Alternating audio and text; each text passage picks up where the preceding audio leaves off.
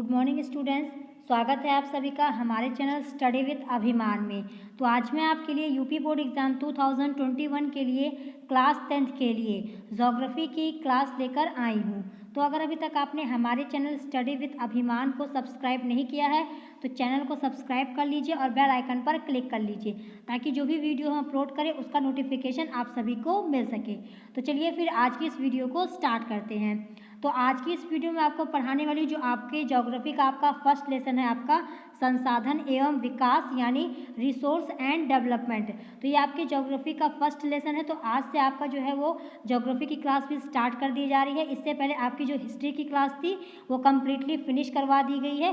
तो जिन स्टूडेंट्स ने अभी तक वो क्लासेस नहीं देखी है आप चैनल पर जाकर उन क्लासेस को देख सकते हैं। तो आज से जो है आपकी जो ज्योग्राफी की क्लास है वो स्टार्ट कर दी जा रही है। तो ये आपकी जो आपका ये लेसन है संसाधन एवं विकास यानी रिसोर्स एंड डेवलपमेंट, इसका पार्ट 1 आज इस वीडियो में हम डिस्कस करेंगे। तो चलिए फिर आज की इस वीडियो को स्टार्ट करते हैं। तो आपका लेसन का नाम क्या है? संसाधन एवं विकास। तो इसी के बारे में आज इस लेसन में हम पढ़ेंगे। तो सबसे पहले आपको कुछ इंपॉर्टेंट जो आपका ये लेसन है आपका संसाधन एवं विकास, इसके कुछ इंपॉर्टेंट पॉइंट्स हम देख लेते हैं जो आपके एग्जाम के पॉइंट ऑफ व्यू से इम्पॉर्टेंट है। तो चलिए देखते हैं आपका क्या लिखा हुआ है। यहाँ पर आपका लिखा हुआ है कि अध्याय से महत्वपूर्ण बिंदु, जो आपका अध्याय है इसके कुछ इंपॉर्टेंट पॉइंट्स हैं उसके बारे में सबसे पहले हम यहाँ पर देखेंगे।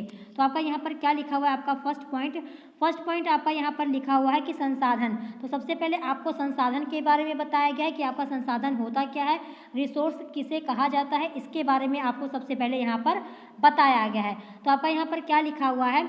आपका यहाँ पर लिखा हुआ है कि संसाधन से आशय पर्यावरण में उपलब्ध उस प्रत्येक वस्तु से है जो मानव की आवश्यकताओं को पूरा करने में प्रयोग की जा सकती है। यानी संसाधन का मतलब क्या है? संसाधन का मतलब वही है जिससे मानव की आवश्यकताओं की पूर्ति हो। जो मानव अपनी आवश्यकताओं के लिए जिन चीज़ों का यूज़ करता है उसे क्या कहा जाता है? उसे आपका संसाधन कहा जाता है। तो इसकी डेफिनेशन आपको मैं यहाँ पर थोड़ा सा सरल शब्दों में बता देती हूँ। क्या होगी आपका इसकी डेफिनेशन? की पर्यावरण में उपलब्ध वे सभी वस्तुएं जिनमें मानवीय आवश्यकताओं की पूर्ति की क्षमता होती है उसे क्या कहा जाता है? उसे आपका संसाधन कहा जाता है। तो इस तरीके से भी आप इसकी डेफिनेशन लिख सकते हैं कि पर्यावरण में उपलब्ध वे सभी वस्तुएं जिनमें मानवीय आवश्यकताओं की पूर्ति की क्षमता होती है उसे क्या कहा जाता है? उसे संसाधन कहा जाता है। तो ये आपका हो गया संसाधन के बारे में। अब इसके बाद आपका नेक्स्ट पॉइंट क्या लिखा हुआ है?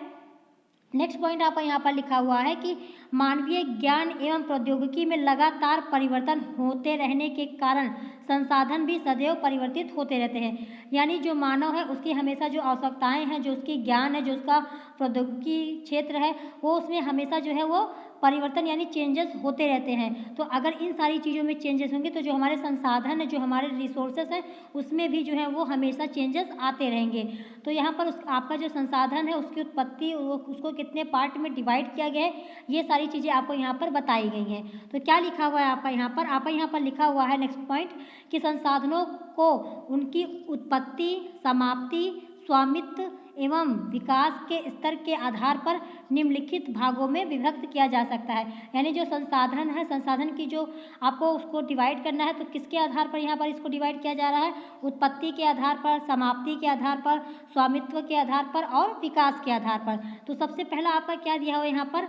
सबसे पहला आपका यहाँ पर दिया गया उत्पत्ति के आधार पर यानी on the basis of origin. तो ये आपका यहाँ पर दिया गया। तो उत्पत्ति के आधार पर आपके कौन कौन से संसाधन आ जाते हैं? तो उत्पत्ति के आधार पर आपका फर्स्ट आ जाता है जैव संसाधन और सेकंड आपका आ जाता है अजैव संसाधन। तो ये आपको यहाँ पर बताया गया है। तो आपका सबसे पहले जो है आपका क्या है? जैव संसाधन। तो जैव संसाधन आपका क्या होता है ये आपको मैं थोड़ा सा यहाँ पर बता देती हूँ। जो आपका बायोटिक रिसोर्सेस है उसमें क्या क्या चीज़ें आती हैं, वो क्या होता है, इसके बारे में सबसे पहले हम जान लेते हैं थोड़ा सा। जो आपका यहाँ पर लिखा हुआ है जैव संसाधन यानी जो आपका बायोटिक रिसोर्सेज होता है उसका वो क्या होता है? तो इसमें आपका क्या होता है कि इन संसाधनों की जो प्राप्ति होती है वो कहाँ से होती है? जीव मंडल से होती है। कहाँ से होती है? जो आपके जैव संसाधन होते हैं इनकी प्राप्ति कहाँ से होती है? इनकी प्राप्ति जो है वो आपकी जीव मंडल से होती है और इनमें जीवन व्याप्त होता है। यानी जो हमारा जैव संसाधन है इनकी उत्पत्ति जो है, इनकी प्राप्ति जो है वो कहाँ पर होती है? जीव मंडल में होती है और इनमें जीवन पर्याप्त होता है। यानी इसमें जीवन होता है, जैसे मनुष्य हो गया, पशुधन हो गया, वनस्पति एवं जीव आदि ये सब क्या है, ये सब हमारे जैव संसाधन हैं। और इसमें आपका जो कोयला और पेट्रोलियम को जैविक स्रोत के रूप में माना जा सकता है, यानी जो हमारा कोयला होता है और जो पेट्रोलियम होता है उनको जैविक, जो हमारा जैव संसाधन, इसके स्रोत के रूप में माना जा सकता है। क्यों? क्योंकि ये जीवित रूपों के क्षय से बनते हैं। तो क्या है, जो आपका कोयला और जो पेट्रोल होता है ये जो है हमारा जैविक स्रोत माना जा सकता है। क्यों माना जा सकता है? क्यों? क्योंकि ये जीवित रूपों के क्षय से बनते हैं। तो जो जीवित रूपों में जो इनका जीवित रूप से इनका क्षय होता है, इसीलिए इनको जो है वो आपका जैविक स्रोत माना जा सकता है। किसको? कोयला और पेट्रोलियम को। तो ये आपका यहाँ पर हो जाता है जैव संसाधन, यानी आपका बायोटिक रिसोर्सेस। सेकंड आपका क्या है? सेकंड आपका यहाँ पर है अजैव संसाधन। तो अजैव संसाधन आपका क्या होता है? तो अजैव संसाधन आपके वे संसाधन होते हैं जो निर्जीव वस्तुओं से बनते हैं, यानी जो आपके अजैव संसाधन होते हैं किससे बनते हैं? निर्जीव वस्तुओं से बनते हैं। उन्हें क्या कहा जाता है? उन्हें आपका अजैव संसाधन कहा जाता है। इनको किसको? जो निर्जीव वस्तुओं से बनते हैं। तो इसमें आपके कौन कौन से आ जाते हैं? एग्जाम्पल के तौर पर हम आपका यहाँ पर क्या होगा? एग्जाम्पल के तौर पर आपका आ जाता है मृदा, धातुएं और चट्टानें। तो ये जो हमारी मृदा है, धातुएं हैं, चट्टानें हैं, ये क्या है? ये निर्जीव वस्तु है ना। तो जो भी चीज़ें हमारी निर्जीव वस्तुओं से बनती है वो किस में आ जाती हैं? वो आपकी आ जाती हैं अजैव संसाधन में। तो यहाँ पर आपका ये हो गया उत्पत्ति के आधार पर, यानी on the basis of origin के आधार पर। तो ये आपका यहाँ पर हो गया। अब दूसरा आपका क्या है? समाप्यता के आधार पर, यानी समाप्ति के आधार पर आपका कौन कौन सा जो संसाधन है कौन कौन सा है ये आपको यहाँ पर बताया गया है। तो ये आपका इसमें फर्स्ट आपका क्या लिखा हुआ है? फर्स्ट आपका यहाँ पर लिखा हुआ है नवीकरण योग्य। क्या लिखा हुआ है फर्स्ट आपका इसमें? फर्स्ट आपका इसमें लिखा हुआ है नवीकरण योग्य। तो इसमें आपके कौन कौन से जो आपका नवीकरणीय संसाधन होता है उसमें आपके कौन कौन से आते हैं, इसके बारे में थोड़ा सा हम जान लेते हैं। जो आपका यहाँ पर लिखा हुआ है नवीकरणीय योग्य, तो इसमें आपका वही संसाधन है जिन्हें भौतिक, रासायनिक या यांत्रिक प्रक्रियाओं द्वारा नवीकृत या पुनः उत्पन्न किया जा सकता है। तो आपका क्या होता है? नवीकरणीय आपका जो संसाधन होता है, जो आपका नवीकरणीय संसाधन होता है उसमें क्या होता है? ये वे संसाधन होते हैं जिन्हें भौतिक, रासायनिक या यांत्रिक प्रक्रियाओं द्वारा नवीकृत या उत्पन्न किया जाता है। यानी जो आपके जो नवीकरण आपका जो संसाधन उसमें कौन कौन से आ जाते हैं? जो भौतिक, रासायनिक और यांत्रिक प्रक्रियाओं से नवीकृत किए जाते हैं या नए किए जाते हैं या पुनः उत्पन्न किए जा सकते हैं, उन्हें क्या कहा जाता है? उन्हें आपका कहा जाता है नवीकरणीय संसाधन या नवीकरण योग्य, ये आपको उसमें कहा जाता है। तो ये आपको यहाँ पर ध्यान रखना है।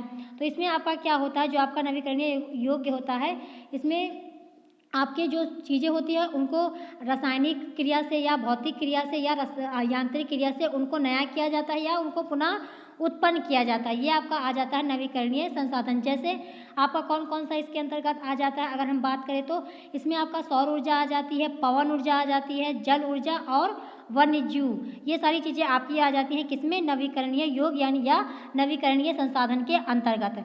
अब इसमें आपका सेकंड क्या दिया है? सेकंड आपका इसमें दिया है अनवीकरण योग्य। तो इसमें आपका दूसरा भी आ जाता है कौन सा? अनवीकरण योग्य, यानी आपका जो इसमें दूसरा क्या है? आपका अनवीकरणीय संसाधन आपके क्या क्या होते हैं? तो इसमें आपका क्या होता है कि ये संसाधन लंबी भूवैज्ञानिक समय अवधि के माध्यम से बनते हैं। यानी जो आपके अनवीकरणीय संसाधन होते हैं वो क्या होते हैं? वो आपके जो आपका जो ये होता है ये क्या होते हैं? ये संसाधन जो है लंबी भूवैज्ञानिक समयावधि के माध्यम से बनते हैं और ये संसाधन एक बार प्रयोग करने पर समाप्त हो जाते हैं और इन्हें पुनः प्रयोग में नहीं लाया जा सकता। तो जो आपके अनवीकरणीय संसाधन होते हैं ये तो आपका भूवैज्ञानिक की समय अवधि होती है उसके माध्यम से बनते हैं और इनका प्रयोग आप केवल एक ही बार कर सकते हैं और इनको पुनः यूज़ नहीं किया जा सकता, पुनः इनको यूज़ में नहीं लाया जा सकता, जो आपके अनवीकरणीय संसाधन होते हैं। तो इसमें आपका क्या होता है? इस प्रकार के संसाधनों में जैसे कि आपका खनिज आ गया, खनिज और जीवाश्म ईंधन आदि शामिल हो जाते हैं आपके किसमें? अनवीकरणीय संसाधन के अंतर्गत। तो इसको भी आपको यहाँ पर ध्यान रखना है। अब इसके बाद आपका नेक्स्ट क्या है? नेक्स्ट आपका है स्वामित्व के आधार पर। क्या लिखा हुआ है आपका? स्वामित्व के आधार पर आपका जो लिखा हुआ है सेकंड, यानी आपका on the basis of ownership, ये आपका इसमें लिखा हुआ है। तो इसमें आपके कौन कौन से आ जाते हैं? इसमें आपका पहला है व्यक्तिगत, सेकंड है आपका सामुदायिक और थर्ड आपका है इसमें राष्ट्रीय और फोर्थ आपका है अंतर्राष्ट्रीय। तो सबसे पहले हम व्यक्तिगत संसाधन के बारे में जान लेते हैं कि व्यक्तिगत संसाधन आपका क्या होता है। तो जो आपका व्यक्तिगत संसाधन होता है आपका इसमें कौन कौन सी चीज़ें आ जाती हैं? तो तो वे संसाधन जो निजी व्यक्तियों के स्वामित्व में होते हैं व्यक्तिगत संसाधन कहलाते हैं, यानी इंडिविजुअल रिसोर्स कहलाते हैं। कौन से आपके? वे संसाधन, वे रिसोर्स जो आपके निजी व्यक्ति के स्वामित्व में होते हैं, यानी जो किसी का पर्सनल चीज़ हो, उस पर केवल उसी का अधिकार हो, उसी का स्वामित्व हो, तो वो किसके अंतर्गत आ जाता है आपका? वो आपका आ जाता है व्यक्तिगत संसाधन के अंतर्गत। जैसे आपका बागान हो गया, चारागाह भूमि हो गई, तालाब, कुआं, ये सब जो है आपका जो निजी होता है आपका, उसके अंतर्गत आ जाते हैं, यानी आपका जो व्यक्तिगत संसाधन होता है उसके अंतर्गत आपकी ये सारी चीज़ें आ जाती हैं। फिर दूसरा आपका यहाँ पर दिया है सामुदायिक, तो इसमें आपका कौन सा आएगा? इसमें आपका वो संसाधन आते हैं जैसे कि वे संसाधन जिनका स्वामित्व समुदाय के सभी सदस्यों के पास समान रूप से उपलब्ध होता है, यानी आपका कोई समुदाय बना, उसमें कई सारे लोग हैं, तो जितने सारे लोग हैं उस वस्तु पर उन सभी लोगों का अधिकार होगा जो समुदाय के सदस्य हैं। तो वो कौन सा आपका हो जाता है संसाधन? वो आपका हो जाता है सामुदायिक संसाधन, यानी वे संसाधन जिनका स्वामित्व जो है वो समुदाय के सभी सदस्यों के पास समान रूप से उपलब्ध होता है। तो जो आपके समुदाय कोई बना है या कोई ग्रुप बना है, तो उस ग्रुप में जितने भी लोग हैं उस वस्तु पर उन सभी लोगों का अधिकार होगा जो ग्रुप में शामिल हैं। ये आपका हो जाता है कौन सा? ये आपका हो जाता है सामुदायिक संसाधन। तो इसको भी आपको यहाँ पर ध्यान रखना है। तो इसका एग्जाम्पल कैसे होगा? तो एग्जाम्पल आपका जैसे कोई गांव की चारण भूमि हो गई, तालाब हो गया, शमशान भूमि हो गई, या शहरों में सार्वजनिक पार्क हो गया, पिकनिक स्पॉट हो गया, खेल के मैदान, तो ये सारी चीज़ें आपकी किस में आ जाती हैं? सामुदायिक संसाधन के अंतर्गत आ जाती हैं। थर्ड आपका इसमें क्या दिया है? राष्ट्रीय। तो आपका इसमें राष्ट्रीय संसाधन क्या होते हैं, यानी नेशनल रिसोर्स आपके कौन कौन से होते हैं? तो इसमें आपका क्या होता है कि तकनीकी स्तर पर देश में पाए जाने वाले संपूर्ण जो आपका होता है तकनीकी स्तर पर, तो तकनीकी स्तर पर देश में पाए जाने वाले संपूर्ण संसाधन कौन से होते हैं? आपके राष्ट्रीय संसाधन होते हैं, यानी नेशनल रिसोर्स होते हैं। तो जो आपका राष्ट्रीय आपका जो संसाधन होता है, यानी जो नेशनल रिसोर्स होता है, उसमें क्या होता है कि तकनीक जो आपकी टेक्निक्स होती है उसके स्तर पर देश में पाए जाने वाले संपूर्ण संसाधन, तो तकनीकी के आधार पर, तकनीकी के स्तर पर देश में जितने भी आपके जो चीज़ें पाई जाती हैं टेक्निक के आधार पर, तकनीकी स्तर पर देश में जो भी चीज़ें पाई जाती है, तो संपूर्ण संसाधन आपका कौन सा संसाधन हो जाता है? तो संपूर्ण संसाधन आपका हो जाता है राष्ट्रीय संसाधन। और इन संसाधनों पर देश की सरकार का कानूनी अधिकार होता है। तो जो भी आपका राष्ट्रीय संसाधन होता है उस पर किसका अधिकार होता है? देश की सरकार का कानूनी अधिकार होता है। जैसे आपका इसमें कौन कौन सा आ जाता है? जैसे खनिज संसाधन हो गया, वन्य जीव हो गया, जल तथा राजनीतिक सीमा हो के अंतर, राजनीतिक जो सीमा होती है उसके अंदर संपूर्ण भूमि राष्ट्रीय संप्रदा के अंतर्गत आती है। तो ये आपका हो जाता है राष्ट्रीय संसाधन, यानी राष्ट्रीय संसाधन आपका वो होता है जो हमारी सरकार के अंडर होता है। जितनी भी हमारी सीमाएं वगैरह हो गई, सीमाओं के अंदर जो भी आपकी ज़मीन वगैरह आती है सरकारी, वो आपका किस में आ जाता है? वो आपका आ जाता है राष्ट्रीय संसाधन के अंतर्गत, यानी नेशनल रिसोर्स के अंतर्गत आपका इसमें आ जाता है। और इसके बाद आपका इसमें कौन सा दिया है? इसमें आपका फिर दिया है अंतर्राष्ट्रीय संसाधन, यानी इंटरनेशनल रिसोर्स। तो इसमें आपका क्या आ जाता है? तो इन संसाधनों पर संचालन एवं स्वामित्व का अधिकार अंतर्राष्ट्रीय संस्थाओं के पास रहता है। यानी जो आपकी अंतर्राष्ट्रीय संसाधन है, इसमें जो भी आपकी चीज़ें होती हैं, जो भी संसाधन होता है, उसका स्वामित्व, उसका संचालन किसके बेस पर होता है? उस पर किसका अधिकार होता है? तो जितने भी हमारी अंतर्राष्ट्रीय संस्थान होते हैं उनके पास रहता है आपका इसमें। जैसे आपका क्या होगा, जैसे एग्जाम्पल के तौर पर जो तट रेखा से 200 किलोमीटर की दूरी के बाद खुले महासागरीय संसाधनों पर किसी देश का अधिकार नहीं होगा। क्या होता है? जैसे आपका जो अंतर्राष्ट्रीय आपका इसमें अगर हम एग्जाम्पल की बात करें तो क्या होगा, इसमें जो तट रेखा होती है, तट रेखा से 200 किलोमीटर की दूरी पर, 200 किलोमीटर की दूरी के बाद आपके जो भी खुले महासागरीय संसाधन है उस पर किसी देश का अधिकार नहीं होगा। तो वो आपका किस में आ जाएगा? वो आपका आ जाएगा अंतर्राष्ट्रीय संसाधन के अंतर्गत, यानी इंटरनेशनल रिसोर्स के अंतर्गत आपका ये आ जाएगा। तो ऐसे संसाधनों का उपयोग अंतर्राष्ट्रीय आधिकारिक संस्थाओं की सहमति के बाद ही संभव हो पाता है। तो ये आपका हो जाता है अंतर्राष्ट्रीय संसाधन। अब इसके बाद नेक्स्ट आपका क्या दिया है? नेक्स्ट आपका दिया है विकास के स्तर के आधार पर कौन कौन से आपके संसाधन होते हैं। तो इसको भी हम यहाँ पर देख लेते हैं। आपका किसके ऊपर है? आपका ये विकास के स्तर पर। तो इसमें आपका क्या आ जाता है? पहला आपका इसमें लिखा हुआ है संभावी लिखा हुआ है, सेकंड आपका लिखा हुआ है विकसित, थर्ड आपका लिखा हुआ है भंडार, और चौथा आपका लिखा है संचित कोष। तो इसके बारे में भी थोड़ा सा जान लेते हैं आपका क्या होता है। तो जो आपके संभावी संसाधन होते हैं आपका वो कौन कौन से होते हैं? जो आपके पोटेंशियल रिसोर्सेस होते हैं कौन कौन से होते हैं? तो वे संसाधन जो किसी प्रदेश में उपस्थित होते हैं परंतु उनका विकास उचित रूप से नहीं हुआ होता है, वो क्या कहलाते हैं आपके? वो आपके कहलाते हैं संभावी संसाधन। एक बार मैं आपको फिर से बता देती हूँ, वे संसाधन जो किसी प्रदेश में उपस्थित होते हैं, प्रदेश में तो रहते हैं लेकिन उनका जो विकास उचित रूप से नहीं हुआ होता है। तो जो आपका जो संभावी संसाधन क्या होता है? वो संसाधन होते हैं जो प्रदेश में रहते हैं लेकिन उनका उचित रूप से विकास नहीं हुआ होता है, वो क्या कहलाते हैं आपके? वो आपके कहलाते हैं संभावी संसाधन। जैसे आपका एग्जाम्पल के तौर पर गुजरात और राजस्थान में पवन और सौर ऊर्जा उत्पादन की अपार संभावना है लेकिन इनका उचित रूप से विकास नहीं हुआ है। तो ये आपके किसके अंतर्गत आ जाते हैं? ये आपके आ जाते हैं संभावी संसाधन के अंतर्गत। अब सेकंड इसमें आपका दिया है विकसित। तो विकसित संसाधन आपके क्या होते हैं, यानी डेवलप्ड रिसोर्स क्या होते हैं? तो ये आपका होता है वे संसाधन जिनका सर्वेक्षण किया जा चुका है। आपका क्या होता है, जो आपका विकसित आपका संसाधन होता है, क्या होता है? वे संसाधन होते हैं जिनका सर्वेक्षण किया जा चुका है और उनके उपयोग की गुणवत्ता और मात्रा निर्धारित की जा चुकी है, विकसित संसाधन कहलाते हैं। यानी आपके जो विकसित संसाधन होते हैं वो कौन होते हैं? वे संसाधन होते हैं जो आपका वे संसाधन जिनका सर्वेक्षण यानी जिनका सर्वेक्षण किया जा चुका है, उनके उपयोग जो उनका उपयोग और उनकी गुणवत्ता, उनकी मात्रा सब कुछ निर्धारित की जा चुकी है, वो क्या होते हैं आपके? वो आपके होते हैं विकसित संसाधन यानी डेवलप्ड रिसोर्सेज आपके वो कहलाते हैं। जैसे आपका कोयला और पेट्रोलियम हो गया, तो ये आपके किसके अंतर्गत आ जाते हैं? कोयला और पेट्रोलियम ये आपके विकसित संसाधन के अंतर्गत आ जाते हैं। क्यों? क्योंकि ये पहले से ही इनका सर्वेक्षण किया जा चुका है, इनकी क्वालिटी चेक कर ली गई है, इनका जो उपयोग है, इनकी गुणवत्ता है, मात्रा सब कुछ निर्धारित की जा चुकी है। तो ये आपके किसके अंतर्गत आ जाएंगे? ये आपके आ जाएंगे विकसित संसाधन के अंतर्गत आ जाएंगे। और आपका ये जो होता है तकनीकी उपलब्धता एवं पहुंच के स्तर पर संसाधन की गुणवत्ता का विकास भी निर्धारित करता है। कौन? विकसित संसाधन के अंतर्गत ये सारी चीज़ें आपकी होती हैं। अब नेक्स्ट आपका दिया है भंडार यानी स्टॉक। तो इसमें आपका क्या होता है? इसमें आपका होता है कि पर्यावरण में उपलब्ध वे पदार्थ जो मानव की आवश्यकताओं की पूर्ति कर सकते हैं परंतु उपयुक्त प्रौद्योगिकी के अभाव में उसकी पहुंच से बाहर है, भंडार कहलाते हैं। यानी भंडार आपका क्या होता है? यानी आपका जो स्टॉक होता है, जो चीज़ों का स्टॉक होता है वो क्या होता है? तो इसमें आपका क्या होता है कि पर्यावरण में उपलब्ध वे पदार्थ है, यानी पर्यावरण में जो पदार्थ उपलब्ध है जो मानव की आवश्यकताओं की पूर्ति कर सकते हैं लेकिन क्या होता है? उपयुक्त जो प्रौद्योगिकी होती है उसके अभाव में उसकी पहुंच से बाहर होते हैं। क्या कहलाते हैं आपके? वो भंडार कहलाते हैं। जैसे आपका कि जैसे उदाहरण के तौर पर आपका क्या हो जाएगा? उदाहरण के तौर पर आप देख लीजिए, जल दो ज्वलनशील गैसों जैसे आपका हाइड्रोजन और ऑक्सीजन का यौगिक है तथा यह ऊर्जा का मुख्य स्रोत बन सकता है परंतु इस उद्देश्य से इसका प्रयोग करने के लिए हमारे पास आवश्यक तकनीकी ज्ञान नहीं है।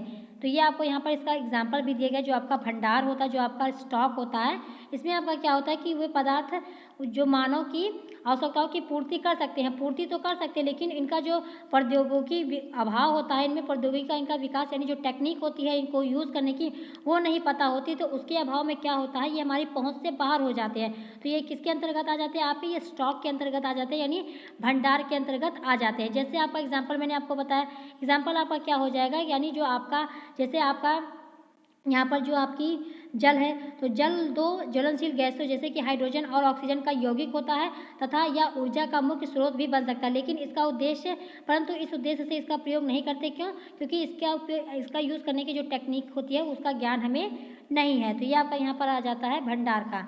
फिर लास्ट में आपका क्या दिया? लास्ट में आपका दिया है संचित कोष। तो संचित कोष आपका क्या होता है? तो ये भंडार का वह भाग होता है जो तकनीकी ज्ञान के द्वारा भविष्य की आवश्यकताओं के अनुसार उपयोग किया जा सकता है। यानी जो आपका संचित कोष होता है यानी जो आपका रिजर्व फंड होता है वो क्या होता है? ये भंडार का वो भाग होता है जो तकनीकी ज्ञान के द्वारा भविष्य की आवश्यकताओं के अनुसार उपयोग किया जा सके, यानी भविष्य की आवश्यकताओं के अनुसार उसका यूज़ किया जा सके, वो आपका क्या हो जाता है? वो आपका हो जाता है संचित कोष यानी रिजर्व फंड आपका हो जाता है। उदाहरण के तौर पर आप देख लीजिए, जैसे आपका जो नदी होता है तो नदियों के जल को विद्युत पैदा करने में यूज़ किया जा सकता है लेकिन वर्तमान में इसका उपयोग सीमित पैमाने पर ही हो रहा है। क्यों? क्योंकि इस प्रकार बांधों में जल, वन आदि संचित कोष हैं जिनका उपयोग भविष्य में किया जा सकता है। यानी बांध बनाकर जल को स्टोर करते हैं, वन आदि को संचित कोष में किया जाता है। तो ये आपका कौन सा हो जाता है? ये आपका हो जाता है संचित कोष यानी रिजर्व फंड। तो ये आपका ये सारी चीज़ें आपकी इसके अंतर्गत आ जाती हैं। तो यहाँ पर आपका जो संसाधन है, संसाधन आपका क्या होता है वो मैंने आपको यहाँ पर बता दिया। उसके संसाधन को उत्पत्ति, समाप्ति और स्वामित्व विकास के आधार पर कितने भागों में बांटा गया है, वो भाग कौन कौन से हैं, वो सारी चीज़ें मैंने आपको यहाँ पर बता दी। तो इतनी सारी चीज़ें आपके इस लेसन में इंपॉर्टेंट है, जो आपका लेसन है संसाधन एवं विकास।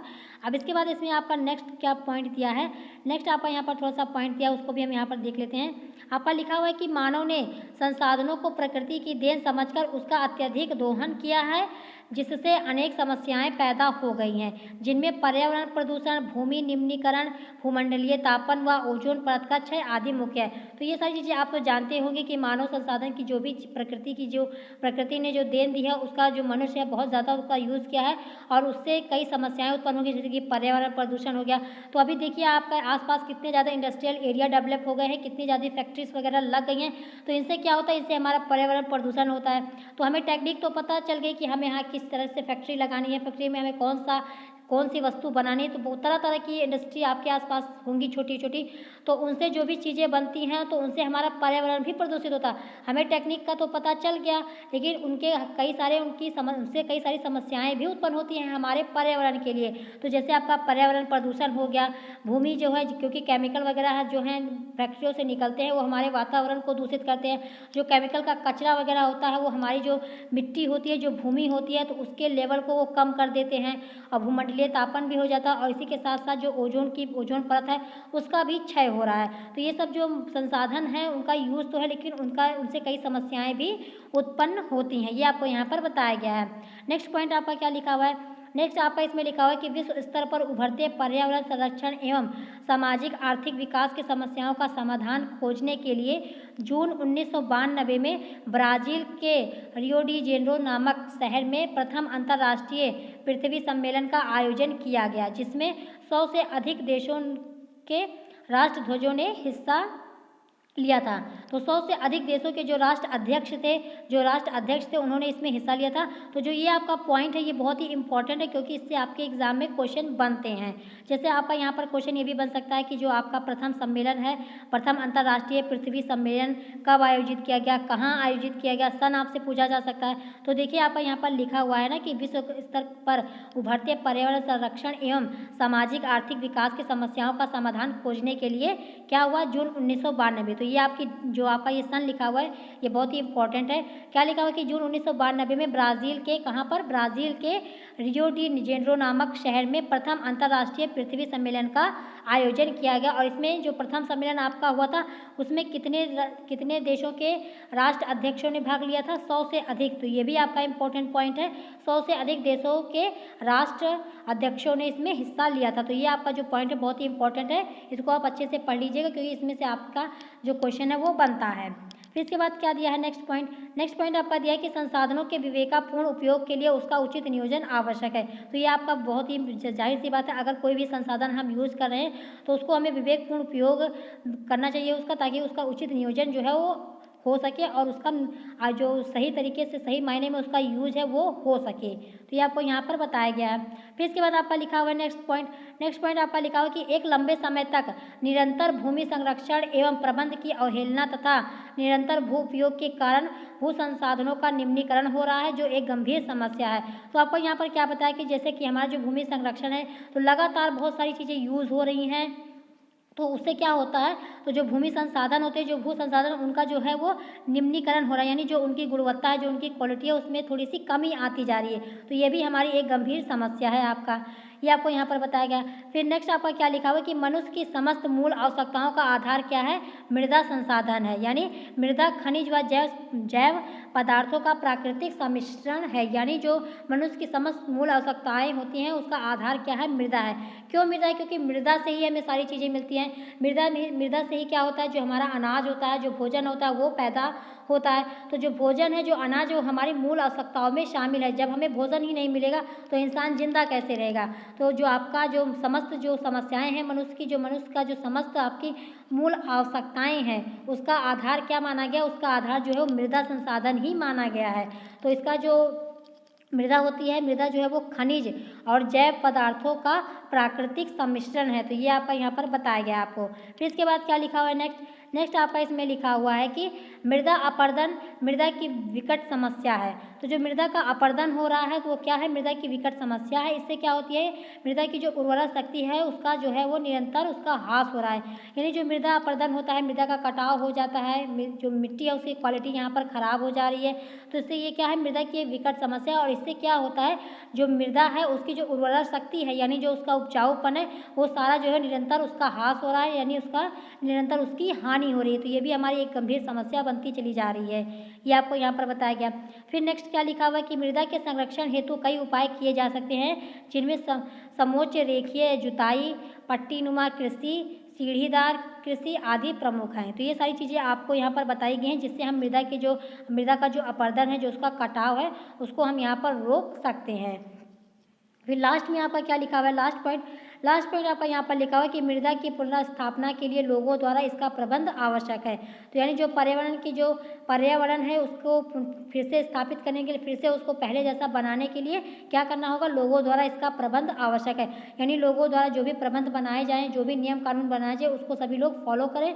सभी लोग जो है जो भी नियम बनाए जाए, इन चीज़ों को जो हमारा नुकसान हो रहा है मृदा का हो चाहे पर्यावरण का हो, तो बहुत सारे नियम कानून बनाए गए। तो लोग अगर उसको लगातार अच्छे से फॉलो करेंगे तभी जो हम हैं पर्यावरण को फिर से स्थापित कर पाएंगे, फिर से उसको पहले जैसा बना पाएंगे।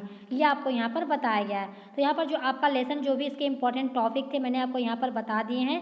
जो आपका लेसन है आपका संसाधन एवं विकास। अब चलिए हम इसके कुछ इंपॉर्टेंट क्वेश्चन को यहाँ पर डिस्कस कर लेते हैं, जो आपके एग्जाम के पॉइंट ऑफ व्यू से इंपॉर्टेंट है।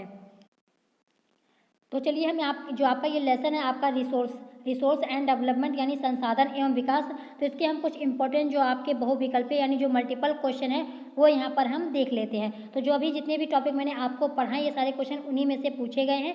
तो आपका फर्स्ट क्वेश्चन इसमें क्या पूछा गया, फर्स्ट क्वेश्चन आपका पूछा गया कि निम्नलिखित में से अजैवीय संसाधन है। तो आपको यहाँ पर क्या पूछा गया, जो आपके अजैव संसाधन आपको यहाँ पर पूछा गया। तो अभी मैंने आपको बताया था कि अजैव संसाधन क्या होते हैं, वे संसाधन जो निर्जीव वस्तुओं से बनते हैं। तो इसमें आपका जो भी आपके यहाँ पर ऑप्शन दिए गए हैं सारे, इसमें आपका निर्जीव कौन सी चीज़ है, तो आपको यहाँ पर वो ढूंढना है। तो आप यहाँ पर आप इसको अपने समझ से भी इसका आंसर कर सकते हैं कि इसमें आपका निर्जीव वस्तु कौन सी है। तो आपको यहाँ पर देख पाए, पशु जो है हमारा निर्जीव नहीं है, मछली भी हमारी निर्जीव नहीं है, और पौधे भी हमारे जो है वो निर्जीव वस्तु नहीं है। ये सारे हमारे सजीव वस्तु हैं जो आपकी यहाँ पर दी गई हैं। तो इसमें आपका जो निर्जीव है आपका वो कौन सा है, आपका यहाँ पर चट्टान है। तो इसमें आपका जो फर्स्ट क्वेश्चन है आपका कि निम्नलिखित में से अजैवीय संसाधन कौन सा है, तो ये आपका ऑप्शन नंबर ए जो है आपका इसमें करेक्ट आंसर हो जाएगा आपका चट्टाने। तो चट्टाने जो है वो हमारी अजैवीय संसाधन के अंतर्गत आती हैं। क्यों, क्योंकि जो हमारा अजैव संसाधन होता है वो क्या होता है, उसमें सभी निर्जीव वस्तुएं बनती हैं। तो वे संसाधन जो निर्जीव वस्तुओं से बनते हैं वो आपके कौन से संसाधन कहलाते हैं, वो आपके अजैव संसाधन होते हैं। तो इसमें आपका जो आपका निर्जीव वस्तु कौन सा है, चट्टान है। तो इसमें आपका ऑप्शन ए करेक्ट आंसर इसका हो जाएगा। और ये क्वेश्चन आपके यूपी बोर्ड एग्जाम 2020 में पूछा जा चुका है। अब चलिए नेक्स्ट देखते हैं। नेक्स्ट क्वेश्चन आपका इसमें क्या दिया गया, नेक्स्ट क्वेश्चन आपका यहाँ पर दिया गया कि नवीकरणीय संसाधन का उदाहरण है। तो आपको यहाँ पर बताना है नवीकरणीय संसाधन आपका कौन कौन सा है, ये आपको यहाँ पर बताना है। तो आपका नवीकरणीय संसाधन क्या होता है, अभी मैंने आपको बताया कि वे संसाधन जिन्हें भौतिक, रासायनिक या यांत्रिक प्रक्रियाओं द्वारा नवीकृत किया जाता है या उन्हें पुनः उत्पन्न किया जाता है, उन्हें क्या कहा जाता है, उन्हें आपका नवीकरणीय संसाधन कहा जाता है। तो आपको यहाँ पर बताना है कि नवीकरणीय संसाधन का उदाहरण कौन सा है, तो आपको इसमें बताना है। तो कौन सा हो जाएगा आपका इसमें आपका आ जाएगा कौन सा, आपका ऑप्शन नंबर बी यानी वनस्पति। तो जो आपका वनस्पति है वो किस में आता है, किस संसाधन के अंतर्गत आता है, ये आपका आ जाता है नवीकरणीय संसाधन के अंतर्गत। तो इसमें आपका ऑप्शन बी इसका करेक्ट आंसर हो जाएगा। अब नेक्स्ट क्या दिया है, नेक्स्ट आपका थर्ड क्वेश्चन पूछा गया आपसे कि किसी देश की तट रेखा से कितने किलोमीटर की दूरी तक महासागरीय संसाधनों का पर अधिकार होता है। तो अभी मैंने आपको बताया था जब हम टॉपिक पढ़ रहे थे तो उसमें आपका लिखा हुआ था।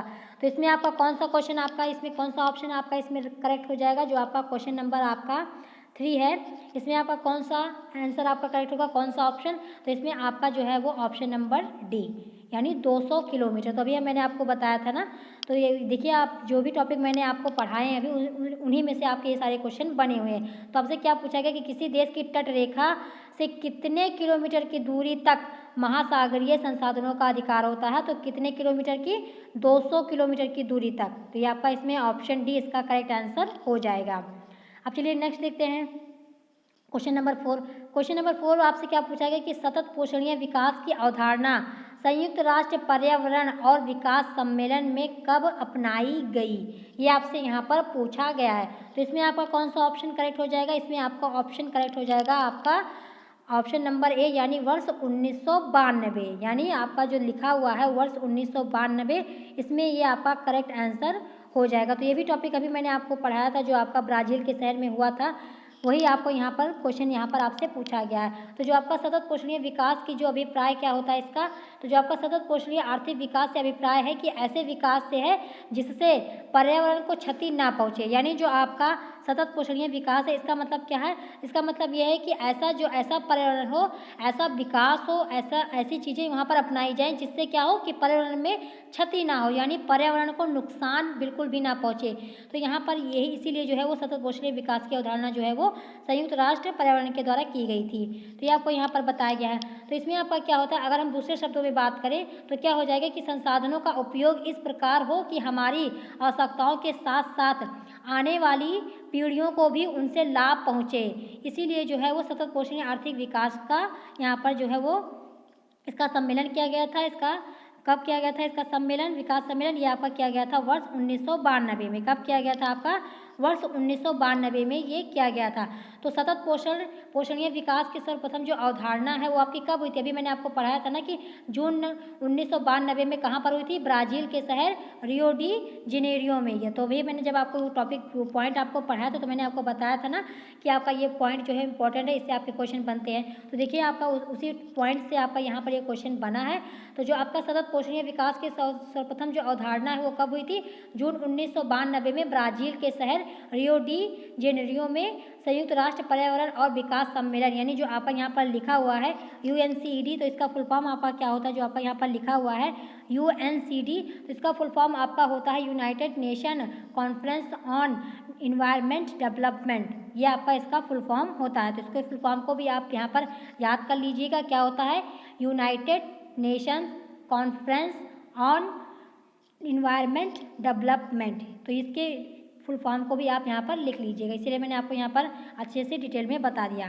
तो इसमें आपका जो ऑप्शन ए है इसका करेक्ट हो जाएगा कि कब हुई थी इसकी सम्मेलन, इसका जो, तो आपका वर्ष 1992 में इसका सम्मेलन हुआ था। कहाँ पर हुआ था, ब्राज़ील का कौन सा शहर था, रियो डी जेनेरियो में। तो ये भी आपको यहाँ पर ध्यान रखना है। अब इसके बाद आपका क्या पूछा गया है, क्वेश्चन नंबर 5। क्वेश्चन नंबर 5 आपका यहाँ पर पूछा गया कि एजेंडा जो आपका है, एजेंडा 21 यानी एजेंडा 21 का संबंध किससे है, ये आपसे यहाँ पर क्वेश्चन पूछा गया है। क्या पूछा गया है, एजेंडा 21 का संबंध किससे है। तो इसमें आपका कौन सा ऑप्शन करेक्ट हो जाएगा, इसमें आपका हो जाएगा आपका ऑप्शन नंबर डी, यानी सतत पोषणीय विकास से। एजेंडा जो आपका 21 है उससे संबंधित है, किससे, सतत पोषणीय विकास से। ये आपका होगा क्वेश्चन नंबर 5 का आंसर। अब क्वेश्चन नंबर 6 आपका क्या पूछा गया है, क्वेश्चन नंबर 6 आपका यहाँ पर पूछा गया है कि निम्नलिखित राज्यों में से कौन से राज्य में खनिज और कोयले के प्रचुर भंडार हैं। क्या पूछा गया है आपका कि निम्नलिखित राज्यों में से कौन से राज्य में खनिज और कोयले के प्रचुर भंडार हैं। तो इसमें आपका कौन सा ऑप्शन करेक्ट हो जाएगा, इसमें आपका ऑप्शन बी करेक्ट हो जाएगा, यानी झारखंड। कौन सा, झारखंड। तो झारखंड ऐसा राज्य है जहाँ पर खनिज और कोयले के प्रचुर भंडार यहाँ पर उपलब्ध हैं। तो इसमें आपका ऑप्शन बी इसका करेक्ट आंसर हो जाएगा। नेक्स्ट आपका है क्वेश्चन नंबर 7। क्वेश्चन नंबर 7 आपसे पूछा गया कि भारत के कितने प्रतिशत भौगोलिक क्षेत्र में मैदान है। क्या पूछा गया आपसे यहाँ पर, आपसे यहाँ पे पूछा गया है कि भारत के कितने प्रतिशत भौगोलिक क्षेत्र में मैदान है, मैदान में आपका पूछा गया। तो इसमें आपका कौन सा ऑप्शन करेक्ट हो जाएगा, इसमें आपका ऑप्शन सी करेक्ट हो जाएगा, यानी 43%। कितने परसेंट, 43% जो है वो आपका जो क्षेत्र है वो किस में है, मैदान है। तो 43% आपका इसमें करेक्ट आंसर हो जाएगा आपका ऑप्शन नंबर सी। अब चलिए नेक्स्ट क्वेश्चन देखते हैं। नेक्स्ट क्वेश्चन आपसे पूछा गया है कि भूमि की विशेषताओं में शामिल है। तो भूमि की विशेषताओं में कौन कौन सी चीज़ें शामिल हैं आपका यहाँ पर आपको बताना है। तो आपका इसमें ऑप्शन क्या दिया हुआ है, ऑप्शन आपका दिया सीमित क्षेत्र, अनाशावन दिया है, फिर गतिहीन दिया है, फिर ऑप्शन डी दिया है ये सभी। तो इसमें आपका कौन सा ऑप्शन करेक्ट हो जाएगा? इसमें आपका ऑप्शन जो डी है वो करेक्ट आंसर हो जाएगा, यानी ये सभी। यानी जो आपकी भूमि की विशेषताओं में आपका सीमित क्षेत्र भी शामिल है, अनाशवान भी आपका शामिल है और गतिहीन ये भी आपका यहाँ पर शामिल है। तो तीनों आपका यहाँ पर शामिल है। तो इसमें आपका कौन सा हो जाएगा? ऑप्शन नंबर डी इसका करेक्ट आंसर हो जाएगा। नेक्स्ट आपका क्या दिया है? नेक्स्ट क्वेश्चन आपका यहाँ पर दिया है कि कृषि के लिए अनुपलब्ध भूमि के अंतर्गत किसे शामिल किया जाता है। आपसे क्या पूछा गया कि कृषि के लिए अनुपलब्ध भूमि के अंतर्गत किसे शामिल किया जाता है, ये आपसे यहाँ पर पूछा गया है क्वेश्चन नंबर 9। तो इसमें आपका दिया है कि चारागाह भूमि, बंजर भूमि, पड़ती भूमि और आपका डी दिया है ये सभी। तो इसमें आपका कौन सा करेक्ट ऑप्शन हो जाएगा? इसमें आपका ऑप्शन करेक्ट हो जाएगा आपका ऑप्शन नंबर डी, यानी ये सभी।